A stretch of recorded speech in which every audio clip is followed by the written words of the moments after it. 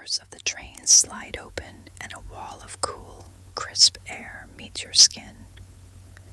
You step onto the platform at Shimbashi Station, and immediately you can feel it, the particular quality of an April morning in Tokyo, when winter has finally loosened its grip but summer's humidity is still months away.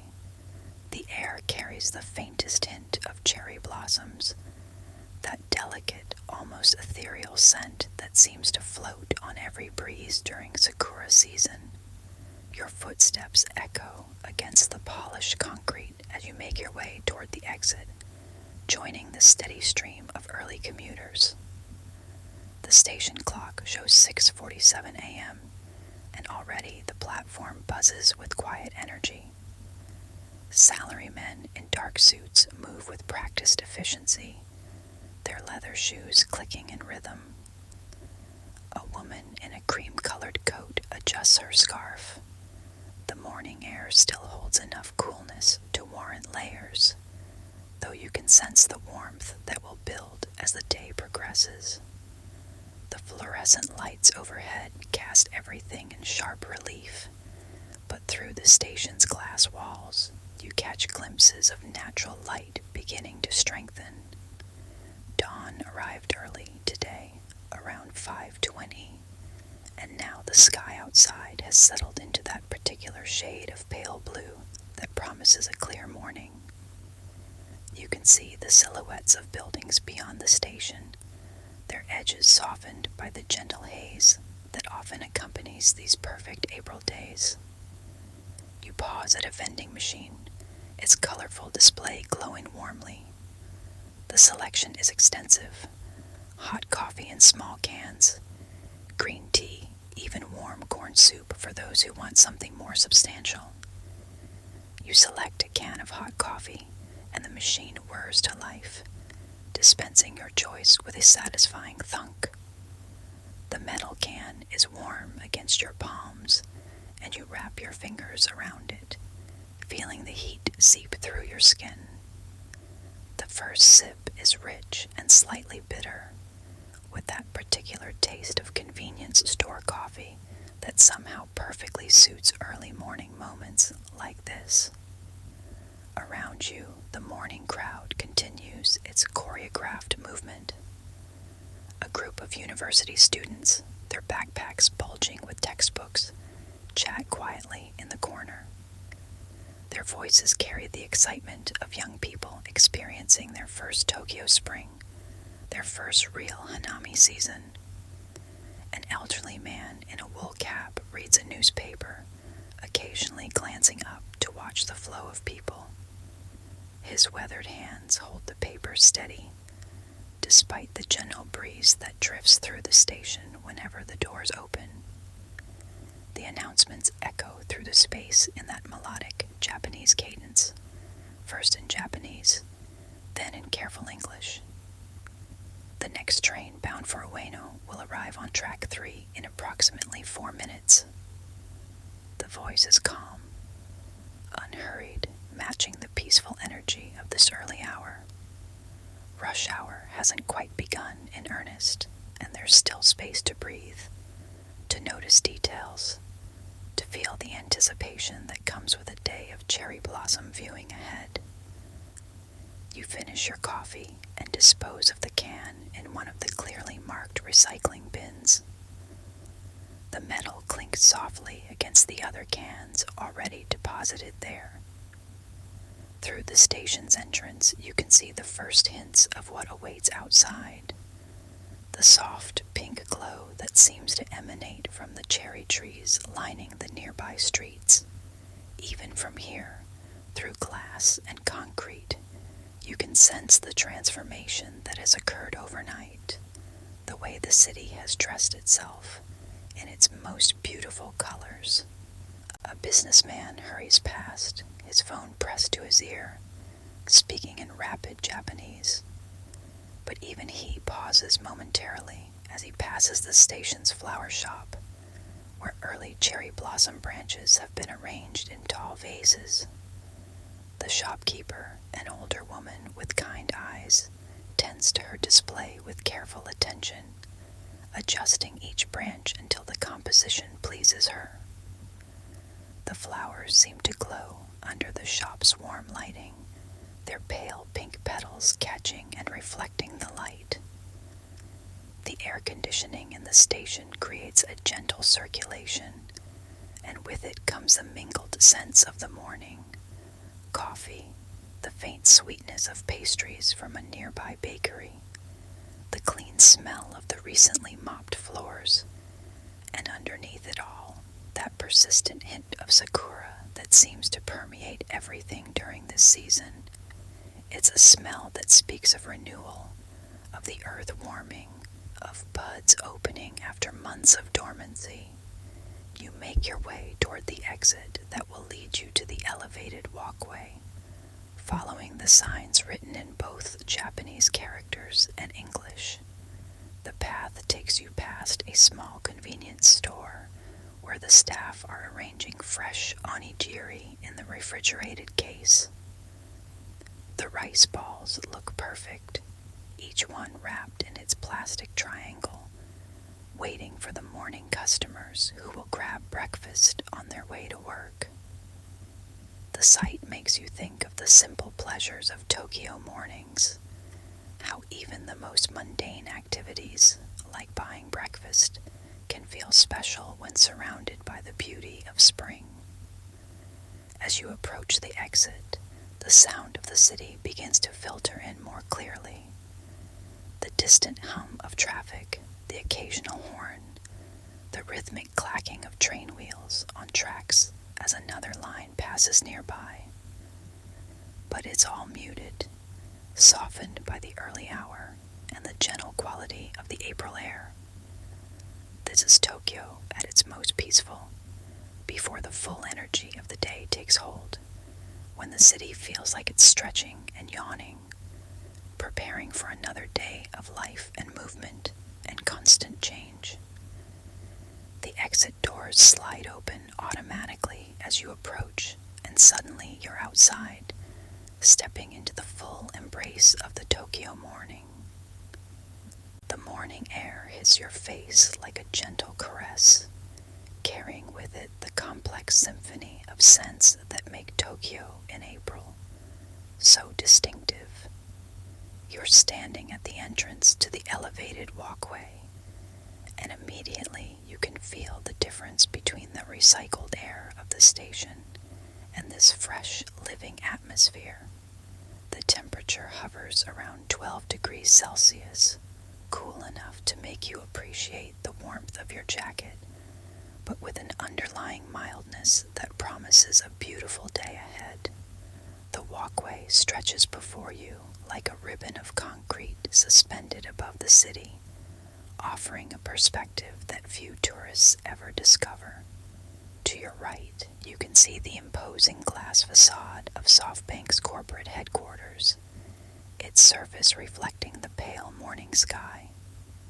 The building's modern lines contrast sharply with the traditional elements you can glimpse in the distance: the curved roofs of older structures, the careful arrangement of smaller buildings that speak to Tokyo's layered history. You begin walking, your footsteps creating a gentle rhythm on the walkway's surface. The path is wide enough for several people to walk comfortably side by side, though at this hour you share it with only a few other early risers. A jogger passes you, her breathing steady and controlled, her running shoes making soft impacts against the concrete. She wears a light windbreaker that flutters slightly in the breeze, and you can see the focused expression of someone who has made this run part of her daily routine. To your left, the view opens up dramatically. The Kyu Shiba Rikyu Gardens spread out below you, and even from this height, you can see the cherry trees that dot the landscape. They appear as clouds of pale pink against the deeper green of the garden's other vegetation, their branches heavy with blossoms that seem to glow in the strengthening morning light. The The garden's traditional design is evident even from this elevated perspective. The careful placement of stones, the curved pathways, the small pond that reflects the sky like a mirror. The walkway runs parallel to the northern edge of the gardens, and as you continue west, more details emerge. You can see an elderly man in the garden below, moving slowly along one of the paths with what appears to be a small camera.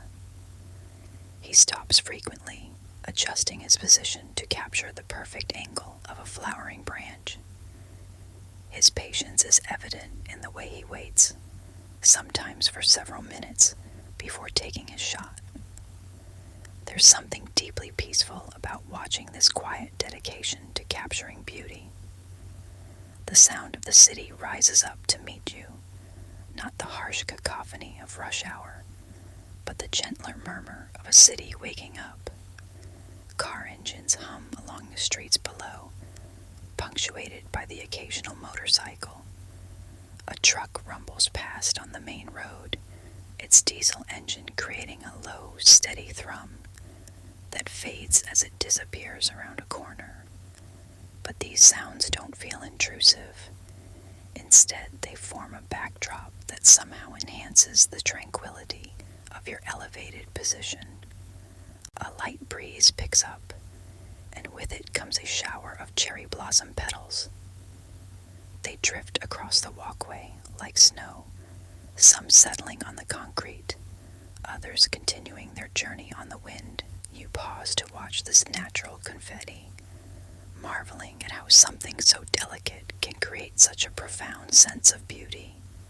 One petal lands on your sleeve, and you study its perfect form, the subtle gradation from white at the base to the faintest blush of pink at the edges, the delicate veining that speaks to the complexity hidden within apparent simplicity. Ahead of you, an older couple walks hand in hand, their pace unhurried and comfortable. They stop frequently to point out details to each other. A particularly beautiful cluster of blossoms, a bird perched on a branch, the way the morning light catches the surface of a distant building. Their quiet conversation drifts back to you in fragments, spoken in the soft tones of people who have shared many such mornings together. The woman wears a light blue coat that complements the sky, while her companion has chosen a brown jacket that seems to echo the earth tones visible in the garden below. As you continue walking, the perspective shifts and changes. New angles of the garden reveal themselves, and you begin to notice details that weren't visible before. A small pavilion tucked among the trees, its traditional roof tiles dark against the lighter colors of the blossoms.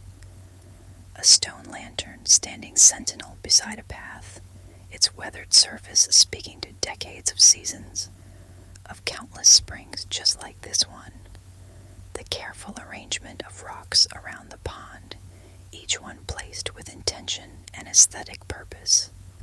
The walkway itself is a marvel of urban planning, providing this peaceful corridor above the busy streets. The railings are clean and well maintained, offering perfect spots to pause and take in the view. You lean against one such railing, feeling the cool metal through your jacket, and take a moment to simply absorb the scene. The city stretches out in all directions, a fascinating mixture of old and new, traditional and modern, natural and constructed. Below, you can see people beginning to enter the garden for their own morning walks.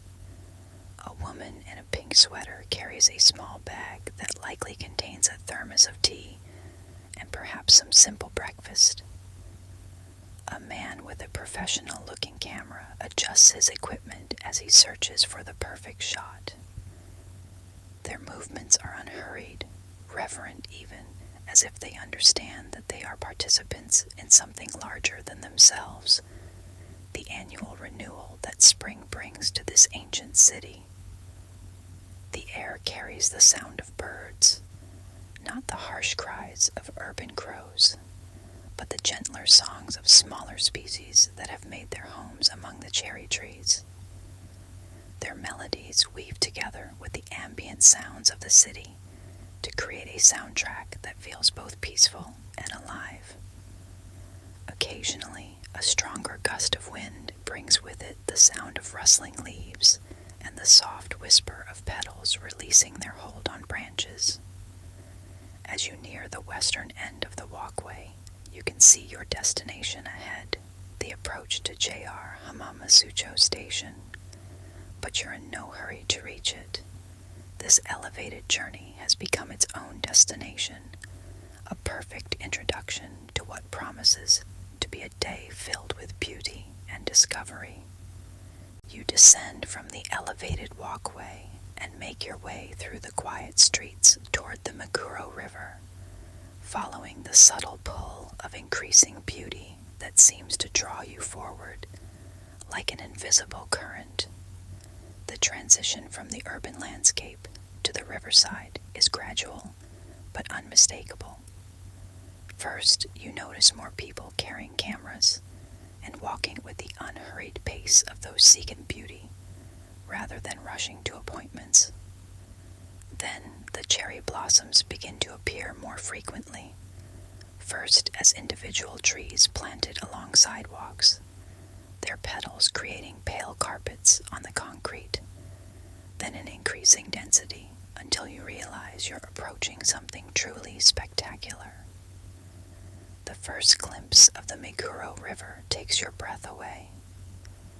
The narrow waterway stretches before you like a pink and white tunnel, its banks lined with hundreds of cherry trees whose branches arch over the water to create a living cathedral of blossoms.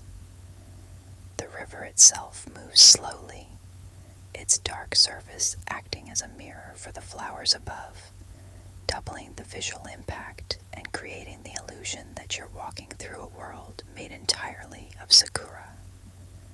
You step onto the riverside path, and immediately the atmosphere changes.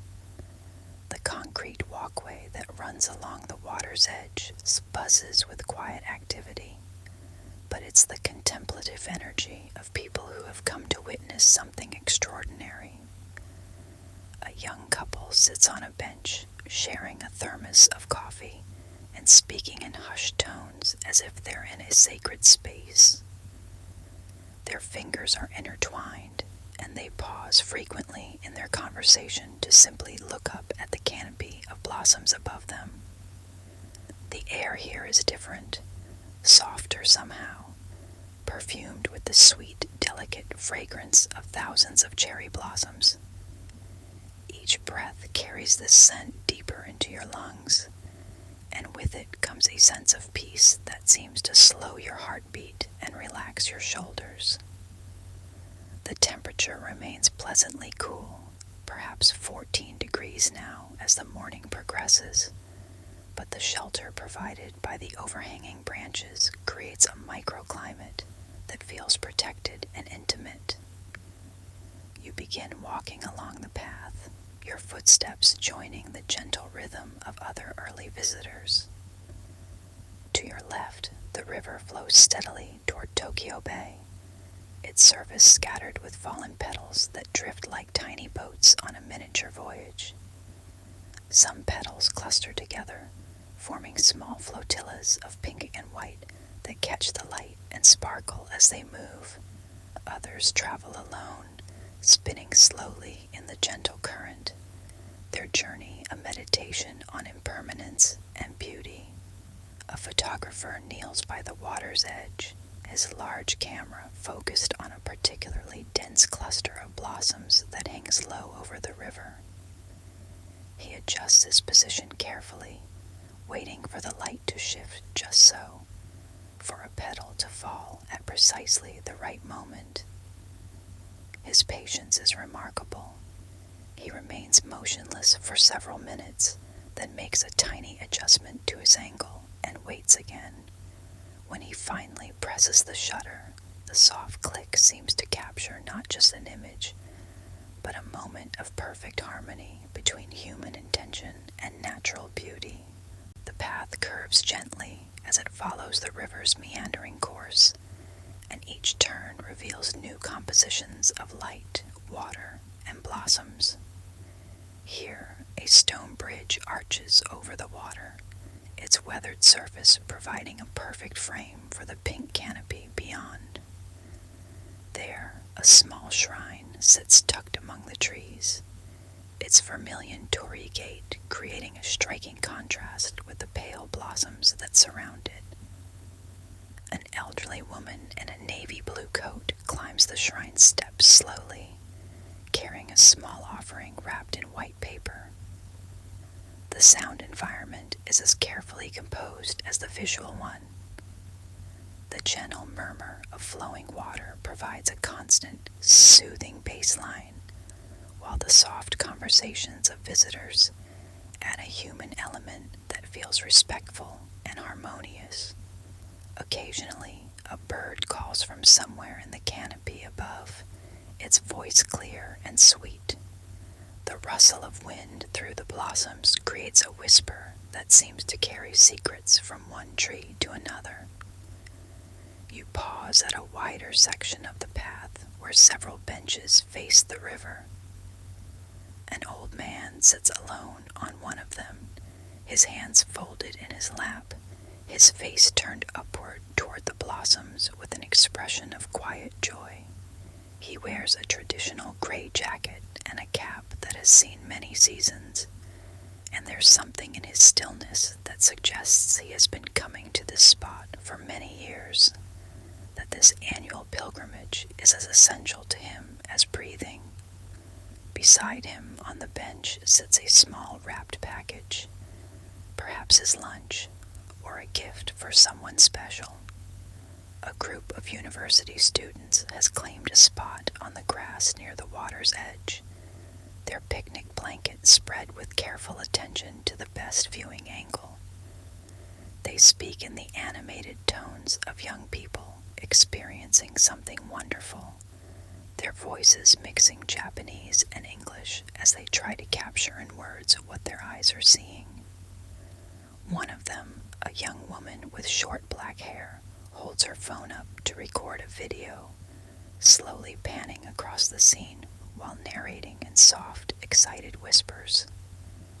The light continues to change as the morning progresses, and with it, the character of the blossoms transforms. What appeared pale and ethereal in the early dawn now takes on warmer tones as the sun climbs higher.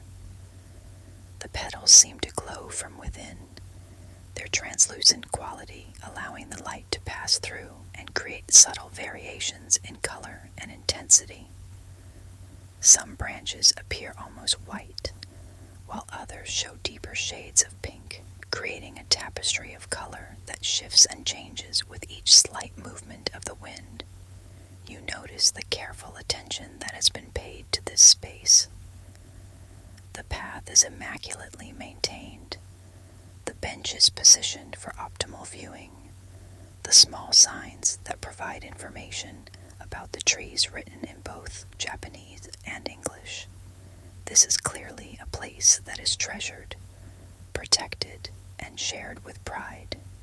Even the trash receptacles are designed to blend harmoniously with the environment, their wooden covers echoing the natural elements of the setting. A gentle breeze picks up, and suddenly the air fills with falling petals.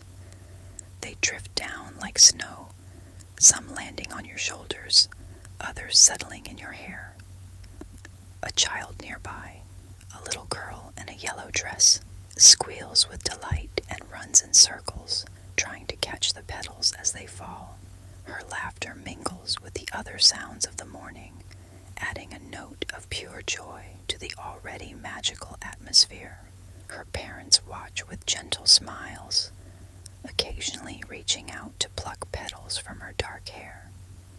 As you continue along the path, you begin to understand why this place holds such significance for Tokyo residents. It's not just the beauty of the blossoms themselves, but the way they transform this urban space into something transcendent. The river, which might otherwise be just another piece of city infrastructure, becomes a venue for wonder. The concrete path becomes a pilgrimage route. The ordinary morning becomes a celebration of renewal and the eternal cycle of seasons. You notice a narrow set of stone steps leading up from the riverside path, partially hidden behind a curtain of drooping cherry blossom branches. A small wooden sign, weathered by many seasons, bears elegant calligraphy that you cannot read but somehow understand points towards something special. The steps are worn smooth by countless footsteps, their edges softened by age and use. You climb slowly, your hand trailing along a bamboo railing that feels warm from the morning sun.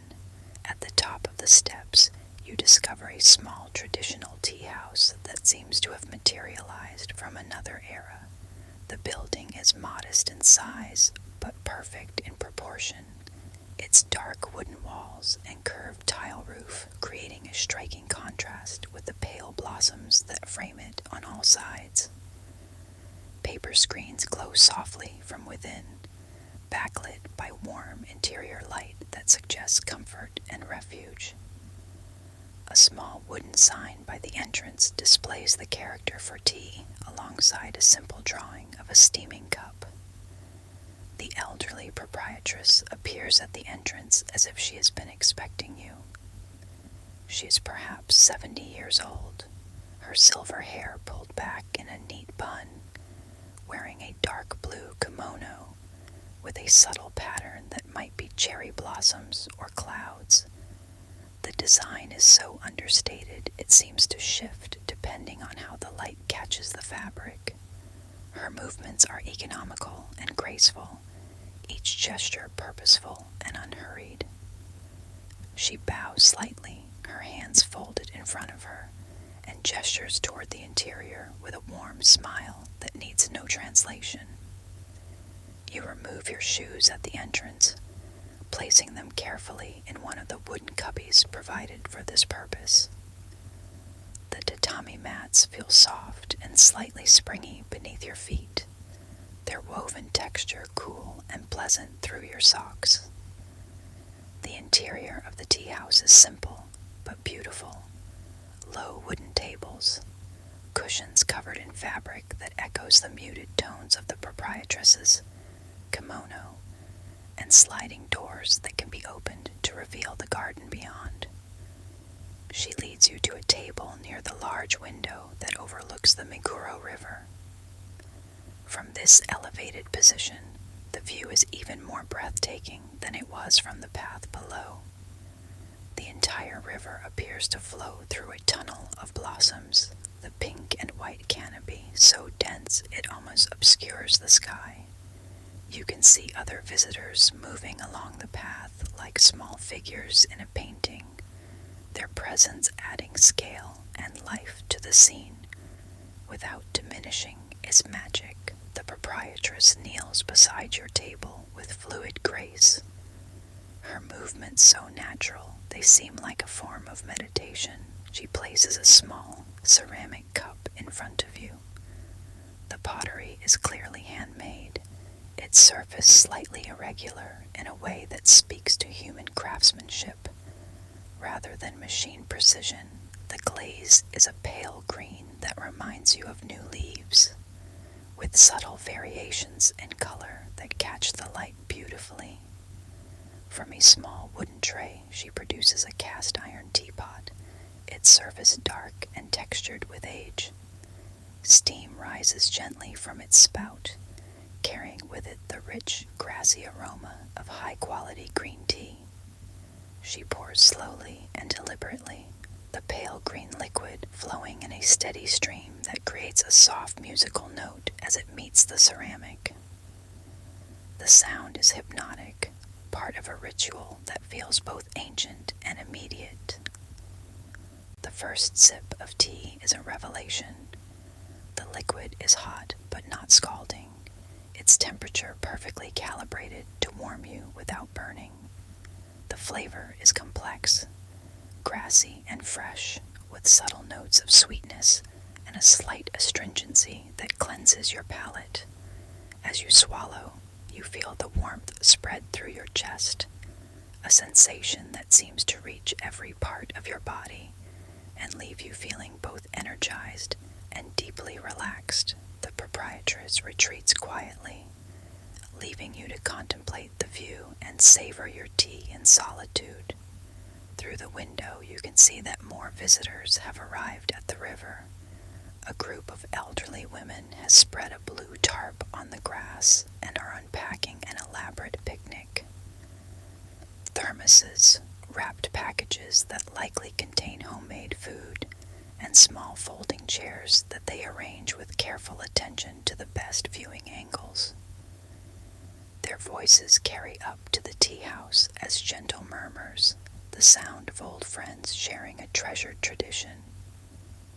A photographer has positioned himself on the opposite bank, his telephoto lens pointed toward a particularly spectacular section of blossoms.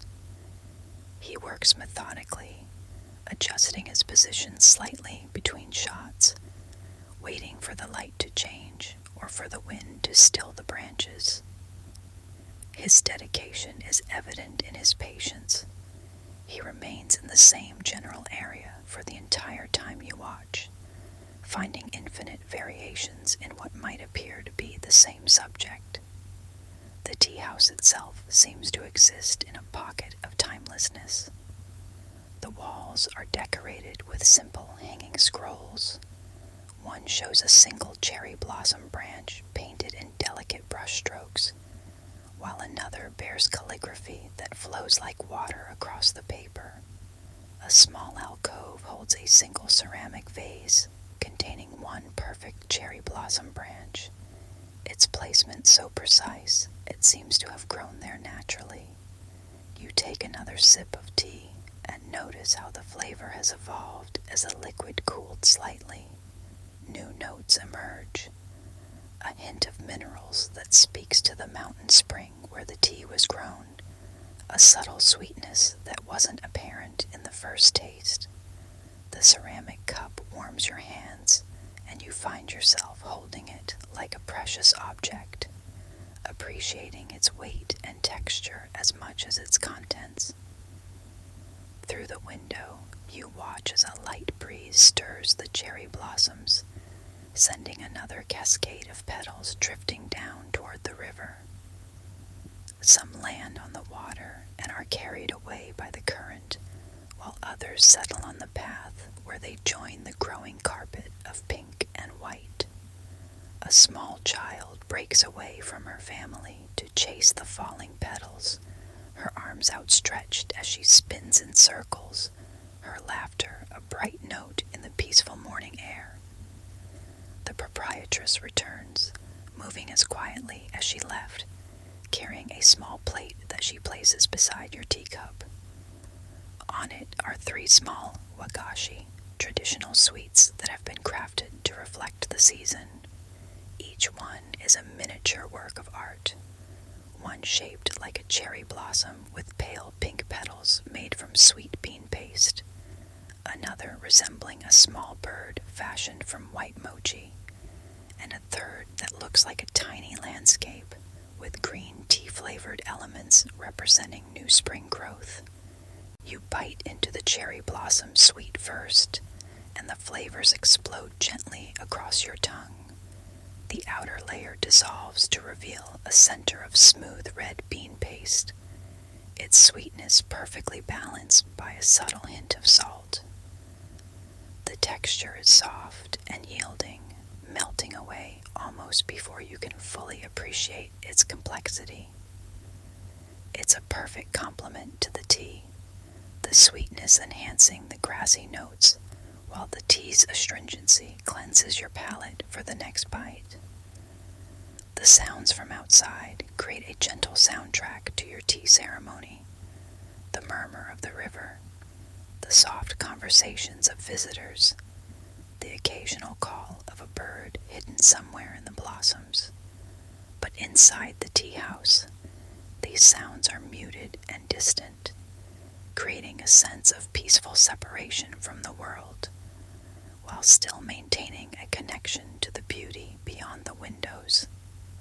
As you finish your tea and sweets, you realize that this simple meal has become something much more significant, a moment of perfect harmony between taste, sight, sound, and sensation. The proprietress appears once more, bowing slightly as she clears your table, her movements as graceful and deliberate as they were when she served you. Her smile conveys a satisfaction that goes beyond mere customer service. She seems genuinely pleased to have shared this moment of beauty with you. The afternoon has melted into early evening as you make your way toward Shidoriga Fuji, the light beginning its slow transformation from the bright clarity of midday to the golden warmth that precedes sunset. The temperature has risen to a comfortable 18 degrees Celsius, warm enough that you've loosened your jacket and can feel the gentle caress of the evening air against your skin. The streets around the Imperial Palace are busier now, filled with office workers beginning their journey home, and tourists drawn by the promise of illuminated cherry blossoms. You approach Shidoriga Fuji Park from the east, walking along the wide sidewalk that runs parallel to the palace moat. Even from a distance, you can see the extraordinary sight that awaits. Hundreds of cherry trees lining the water's edge, their branches heavy with blossoms that seem to glow in the approaching twilight. The moat itself stretches before you like a dark mirror, its surface broken only by the occasional duck or the gentle wake of a rental boat, gliding quietly through the water. The first thing that strikes you is the sheer scale of the display. Unlike the intimate beauty of the Meguro River or the traditional elegance of the tea house, Shidoriga Fuji presents cherry blossoms as a grand spectacle. The trees are massive, some clearly decades old, their trunks thick and gnarled with age, their canopies so dense they create solid walls of pink and white. The pathway that runs along the moat is wide enough to accommodate the crowds that gather here each evening during sakura season, yet somehow the space never feels overwhelmed by the number of visitors. You join the slow procession of people walking along the water's edge, each person moving at the contemplative pace that cherry blossoms seem to inspire. To your right, the dark water of the moat reflects the overhanging branches, creating perfect mirror images that double the visual impact.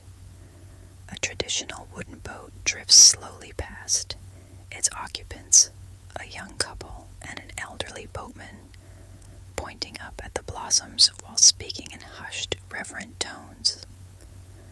The light continues to change as you walk, and with it, the character of the scene transforms.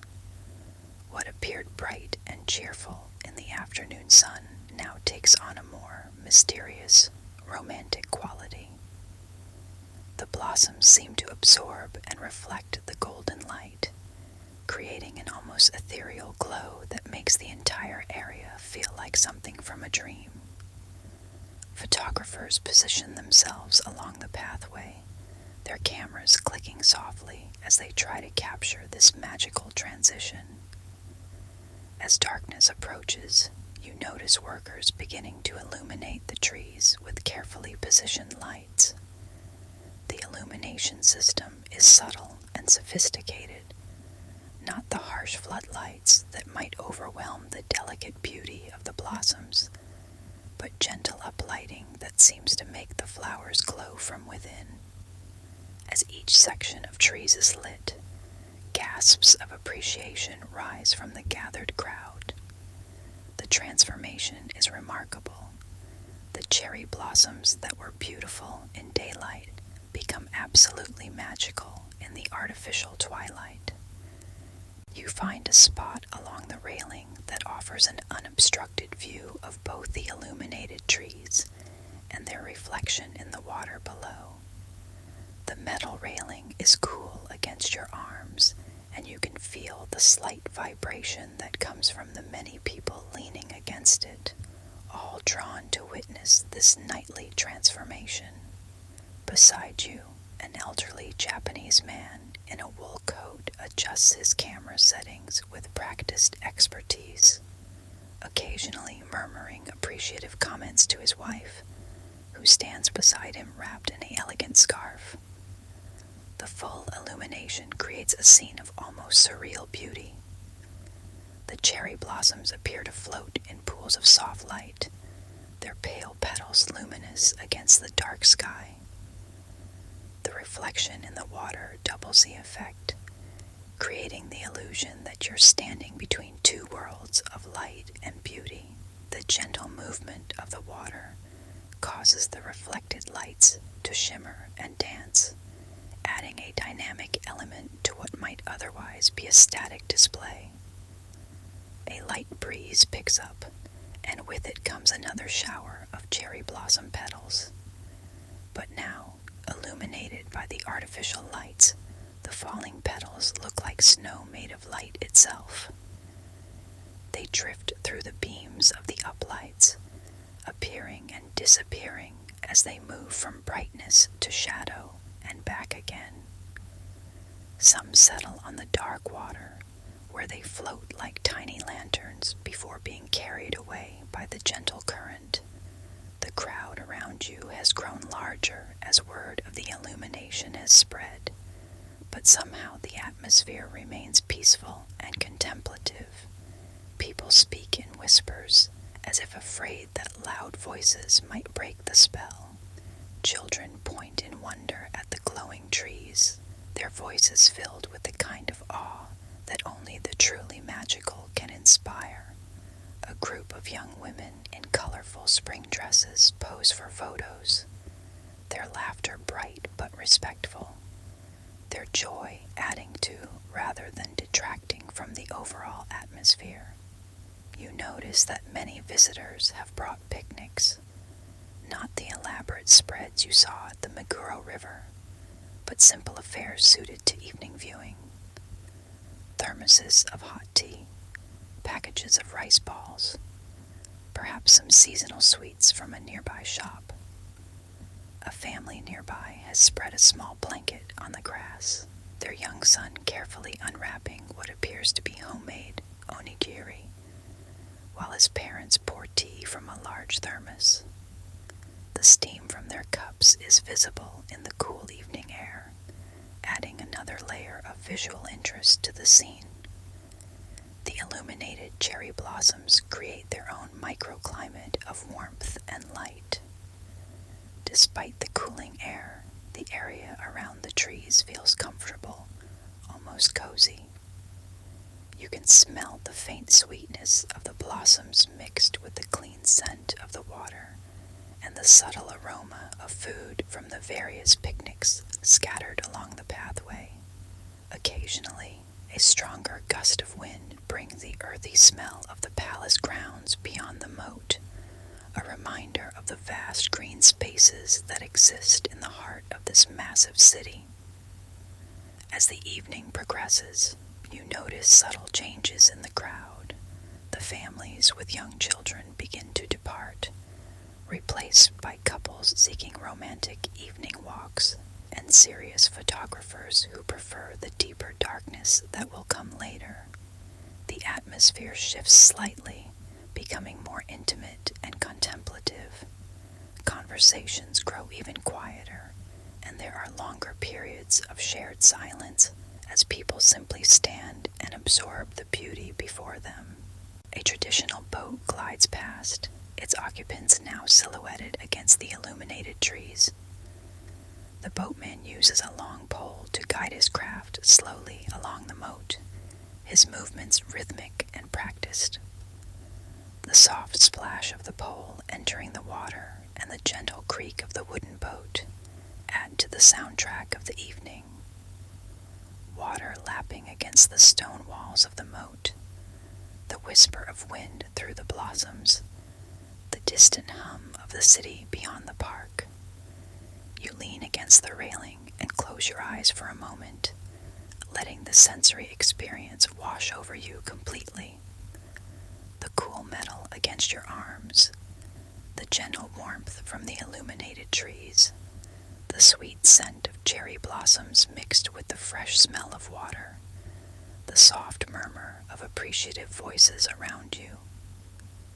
When you open your eyes, the scene seems even more beautiful, as if the brief respite has sharpened your ability to perceive its magic.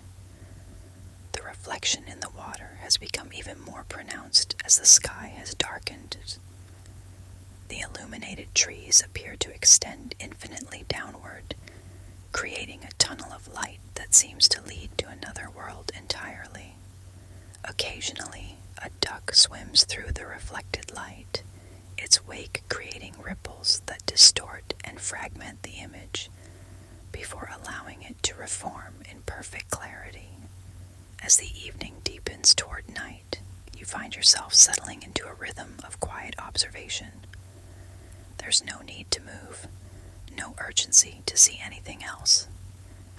This moment, this place, this perfect synthesis of natural beauty and human artistry feels complete in itself. The illuminated cherry blossoms of Shidorika Fuji have created a space outside of time, where the only requirement is to be present, to witness, and to allow yourself to be transformed by beauty. The last light of day fades completely, leaving only the artificial illumination to define the scene. But somehow, this transition feels natural rather than jarring. The lights have been designed to complement rather than compete with the natural beauty of the blossoms, creating an experience that feels both magical and authentic. You take one last long look at the glowing trees, their reflection shimmering in the dark water, and feel a deep sense of gratitude for this perfect April evening in Tokyo, for the cherry blossoms that have turned an ordinary city into a place of wonder, and for the quiet moments of beauty that make life extraordinary.